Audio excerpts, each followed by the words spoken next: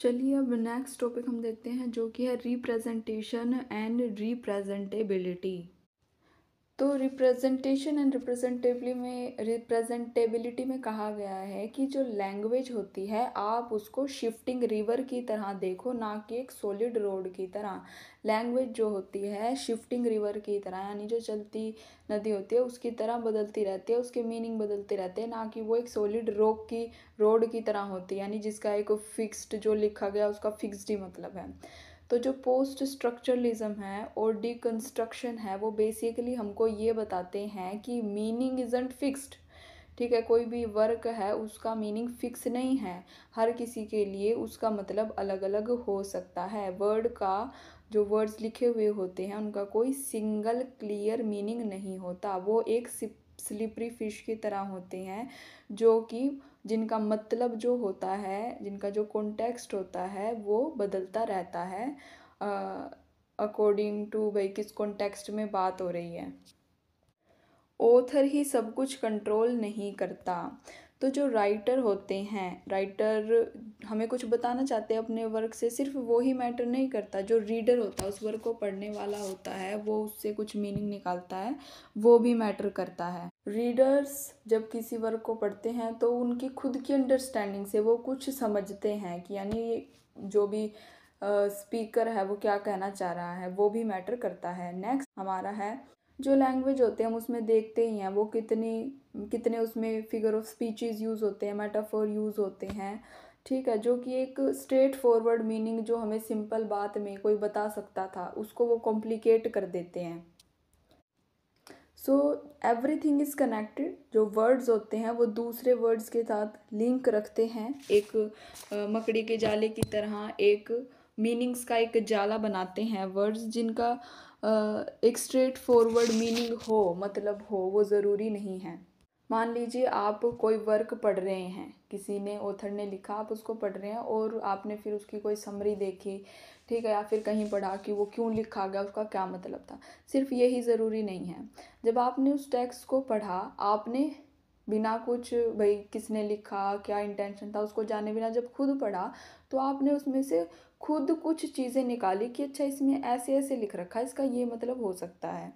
और आपने जब खुद से जो मतलब निकाला उसको जब आपने किसी और के उससे कंपेयर करा, अगर वो मैच नहीं हो रहा तो इसका मतलब ये नहीं है कि आपने जो रीडिंग करी है वो विफल रही या वो पैसिव रीडिंग है। नहीं, आपने अपना एक्टिवली रोल प्ले करा उसको पढ़ने के लिए, आपने खुद की इंटरप्रिटेशन निकाली जो कि बहुत ज़्यादा ज़रूरी है।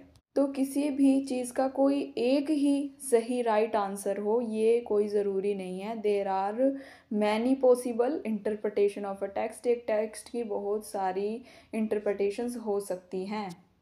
आपने जो इंटरप्रटेशन निकाली है कोई उसको माने या ना माने, लेकिन वो ज़रूरी होती है।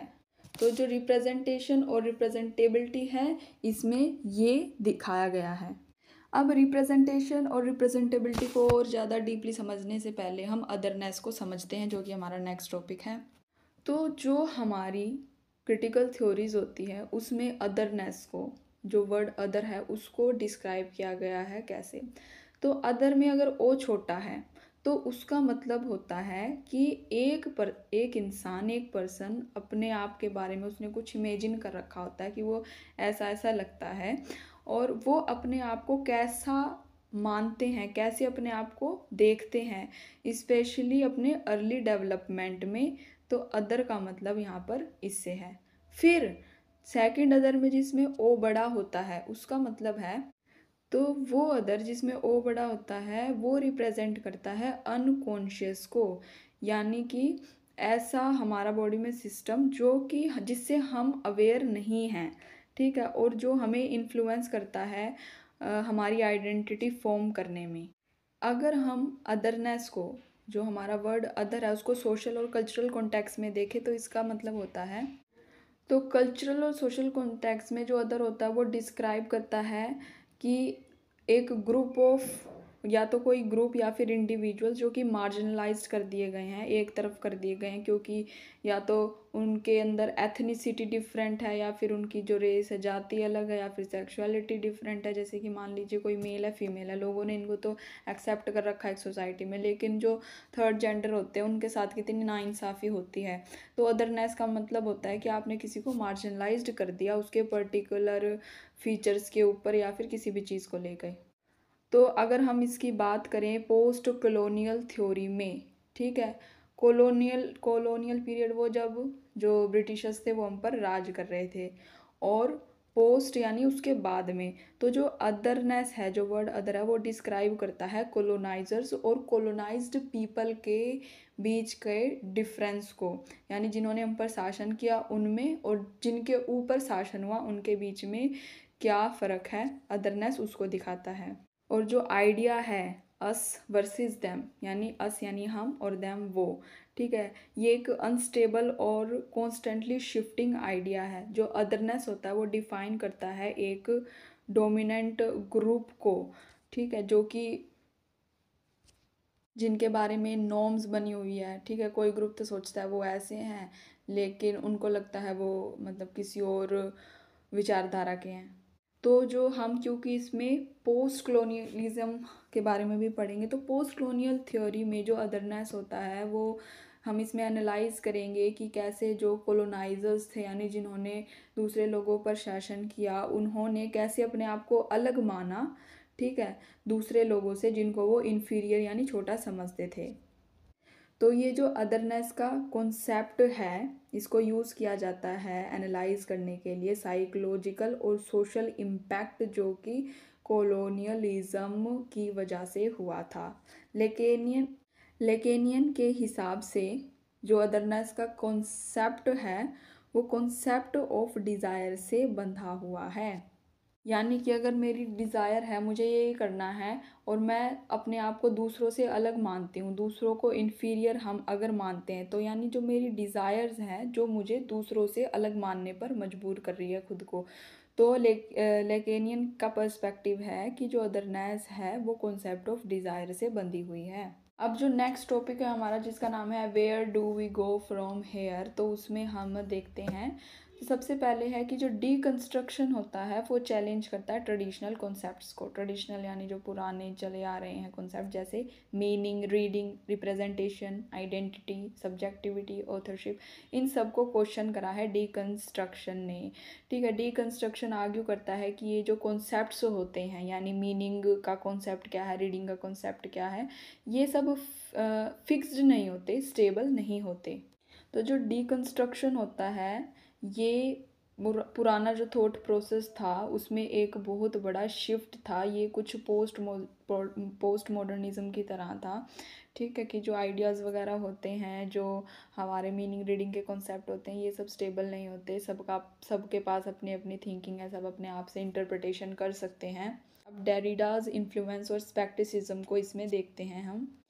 जो डेरिडा के जो आइडियाज़ थे उन्होंने हमें एक अलग तरीका दिया कि कैसे हम एक टेक्स्ट को एनालाइज कर सकते हैं। जो वेस्टर्न थॉट्स होते हैं उनमें देखा गया है कि उनमें कोई ना कोई फ्लो है, और जो डीकंस्ट्रक्शन होता है वो हमारे अंदर सस्पिशन होता है उसको इनकरेज करता है और उन सभी थॉट्स को चैलेंज करता है जो पुराने सिस्टम ऑफ थॉट्स थे, ठीक है, उनको चैलेंज करता है। अब अगर किसी एक चीज़ का एक फिक्स्ड मतलब नहीं है, तो यानी उसके बहुत सारे इंटरप्रिटेशंस हो सकते हैं, तो ये एक सेंस ऑफ एम्प्टीनेस और डिसइल्यूजनमेंट भी क्रिएट करता है, ठीक है। एक चीज़ का फिक्स मतलब अगर नहीं है तो वो हमारे लिए अनसेटलिंग हो सकता है। तो क्या होता है, हर टेक्स्ट का इंटरप्रिटेशन अलग अलग हो सकता है। तो जो डीकंस्ट्रक्शन होता है वो इस आइडिया को चैलेंज करता है कि किसी भी चीज़ का एक सिंगल मतलब नहीं हो सकता, ठीक है। वो अलग अलग डिफरेंट कॉन्ट्राडिक्टरी जो भी इंटरप्रिटेशंस निकल आती है उसको सपोर्ट करता है डीकंस्ट्रक्शन। रीडर्स को क्या बायसेस उसमें किसी वर्क में दिखे, उसके क्या इंटरप्रिटेशन है, रीडर उस चीज़ को सामने लेके आते हैं, ठीक है। एक फाइनल इंटरप्रिटेशन पॉसिबल हो सकती है, तो इंटरप्रिटेटिव एनार्की का मतलब क्या होता है? देखिए, एनार्की का मतलब होता है अराजकता, जहाँ पर जो है एनार्की हो, सरकार की बात ना माने। तो इंटरप्रिटेटिव एनार्की का मतलब होता है कि कोई भी इंसान किसी भी टेक्स्ट को कैसे भी अपने मन मुताबिक पढ़ सकता है, इंटरप्रेट कर सकता है। अब हम देखेंगे इश्यूज ऑफ ऑथोरियल इंटेंशन। तो ये हमारे पास जो आइडिया ऑफ लिटरेरीनेस होता है, जैसे कि स्पेशल लैंग्वेज ऑफ पोइट्री, ठीक है, कि पोइट्री की एक स्पेशल लैंग्वेज होनी चाहिए, इस चीज़ को क्वेश्चन किया जाता है। जो डिकन्स्ट्रक्शन होता है, ठीक है, वो एक तरीके से ब्लर क्रिएट करता है, ठीक है, एक लाइन क्रिएट करता है।